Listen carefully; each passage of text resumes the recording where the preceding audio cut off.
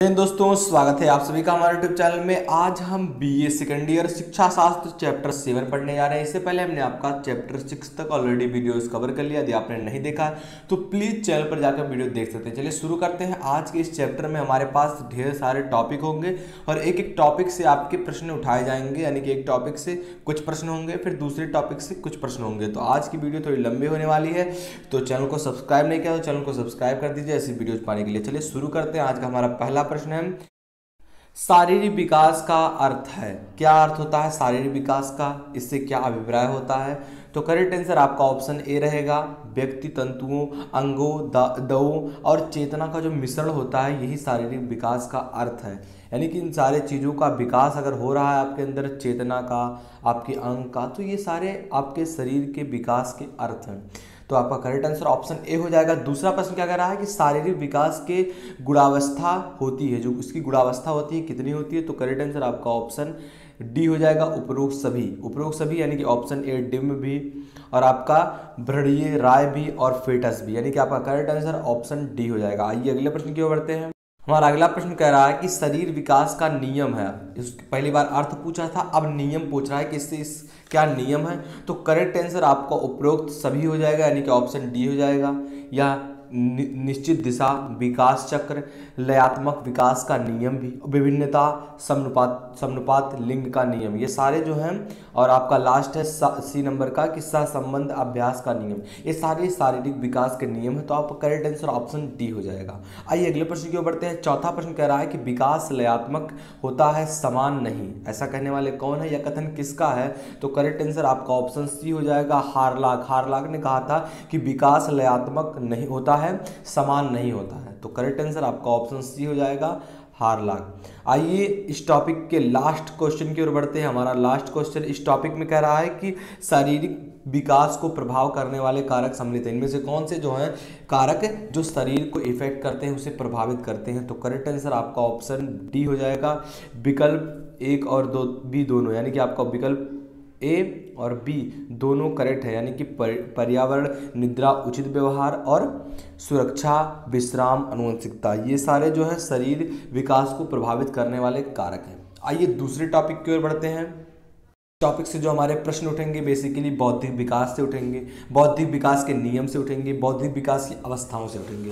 तो इस पर भी हम कुछ प्रश्न देखेंगे। जैसे कि पहला प्रश्न इसमें कह रहा है कि कौन सा नियम बौद्धिक विकास का नहीं है, इनमें से कौन सा नियम है जो बौद्धिक विकास का नहीं है? तो करेक्ट आंसर आपका ऑप्शन ए हो जाएगा, अभ्यास का नियम। जो अभ्यास का नियम होता है ये बौद्धिक विकास का नियम नहीं है, तो आपका करेक्ट आंसर ऑप्शन ए हो जाएगा। अगला प्रश्न बड़ा ही इंपॉर्टेंट आपके लिए है कि बौद्धिक विकास की कितनी अवस्थाएं होती हैं। जो बौद्धिक विकास है इसकी कितनी अवस्थाएं होती है? तो इसकी 4 अवस्थाएं होती है। 4 अवस्थाओं में आप बौद्धिक विकास को समझ सकते हैं। अगला प्रश्न है तीसरा नंबर का, कह रहा है कि कौन सी बौद्धिक अवस्था विकास की अवस्था है, इनमें से कौन सी बौद्धिक विकास की अवस्था है? तो करेक्ट आंसर आपका ऑप्शन सी हो जाएगा, क्रमिक अधिगम की जो अवस्था होती है यही बौद्धिक विकास की अवस्था होती है। तो करेक्ट आंसर ऑप्शन सी हो जाएगा। आइए अगले प्रश्न की ओर बढ़ते हैं। चौथा प्रश्न कह रहा है कि मानसिक अभिवृद्धि तथा विकास की व्यक्तियों, जो सभी व्यक्ति होते हैं, में एक समान प्रतिदर्श का अनुगम नहीं करती है। कथन किसका? ऐसा कहने वाले कौन है? तो करेक्ट आंसर आपका ऑप्शन डी हो जाएगा, क्रो एंड क्रो ने ऐसा कहा था। आइए अगले प्रश्न की ओर बढ़ते हैं। बड़ा इंपॉर्टेंट आपके लिए प्रश्न है ये, लगातार ये इसमें पूछा जा रहा है ये प्रश्न है। 2 बालकों में समान मानसिक योग्यताएं नहीं होती हैं, किसने कहा? ऐसा कहने वाले कौन है कि जो 2 बालक होते हैं इनमें एक जैसा जो मानसिक होता है, उनकी सूझबूझ एक जैसी नहीं हो सकती है। तो ऐसा कहने वाले कौन है? तो करेक्ट आंसर आपका ऑप्शन डी हो जाएगा, क्रोडियम क्रोड ने भी ऐसा कहा था। ये दोनों वाक्य कहने वाले क्रोड एंड क्रोड ही हैं। तो करेक्ट आंसर आपका ऑप्शन डी हो जाएगा।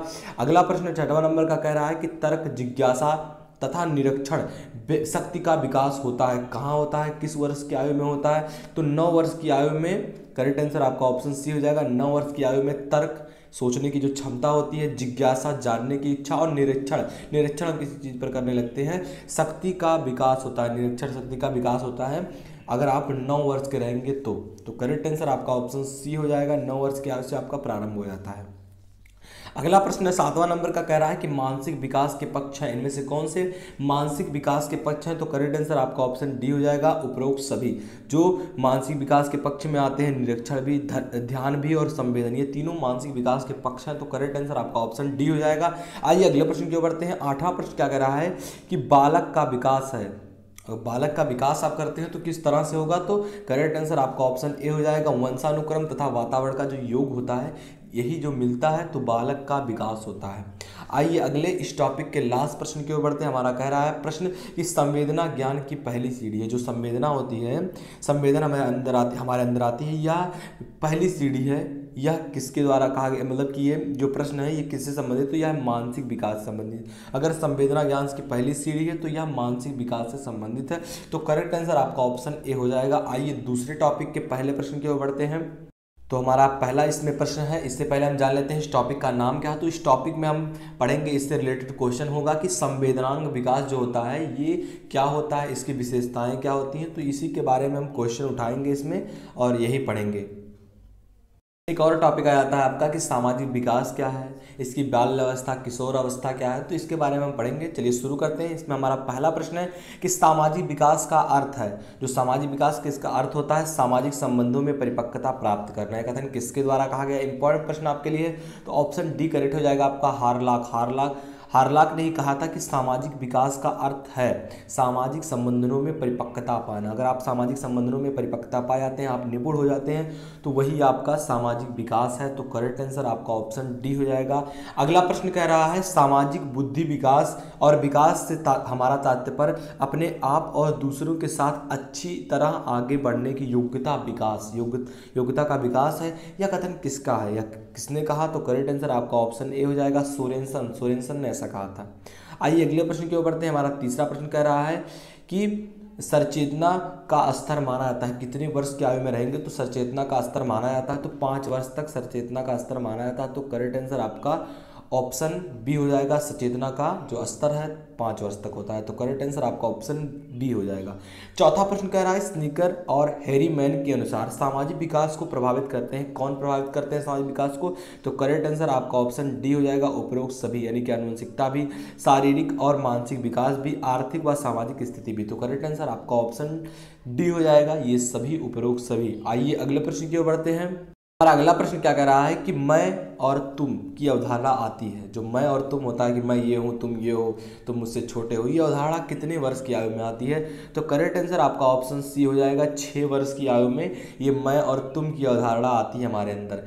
छठवां प्रश्न क्या कह रहा है कि ओडियस तथा हेमिट्रा, जिसे कहते हैं मातृपितृ विरोधी अवस्था, ये अवस्था कब आती है? तो ये अवस्था आती है शैशवावस्था। ये शैशवावस्था कही जाती है कि जो मातृपितृ की, तुम मेरे माता को ऐसे बोलोगे, तुम मेरे पिता को ऐसे बोलोगे, हम तुम्हारा विरोध करेंगे, मतलब कि ये जो अवस्था होती है बड़ी खतरनाक अवस्था होती है। तो इस अवस्था को शैशवावस्था कहते हैं। आइए अगले प्रश्न की ओर बढ़ते हैं। 7वां प्रश्न क्या कर रहा है कि किशोरों में पाई जाती है, जो किशोर होते हैं यानी कि जो लड़के होते हैं, इनमें क्या पाई जाती है इनमें से? तो करेक्ट आंसर आपका ऑप्शन ए हो जाएगा, जो स्वार्थपरकता होती है ये किशोरों में पाई जाती है। तो करेक्ट आंसर आपका ऑप्शन ए हो जाएगा। 8वां प्रश्न कह रहा है कि निम्नलिखित में से कौन सा मूल प्रवृत्ति नहीं, इनमें से कौन सा मूल प्रवृत्ति नहीं है? तो करेक्ट आंसर आपका ऑप्शन ए हो जाएगा, जो पलायन होती है ये मूल प्रवृत्ति नहीं है। तो करेक्ट आंसर आपका ऑप्शन ए हो जाएगा। 9वां प्रश्न कह रहा है निम्नलिखित में से कौन सा संवेग नहीं है? जो संवेग होता है निम्नलिखित में से कौन सा नहीं है?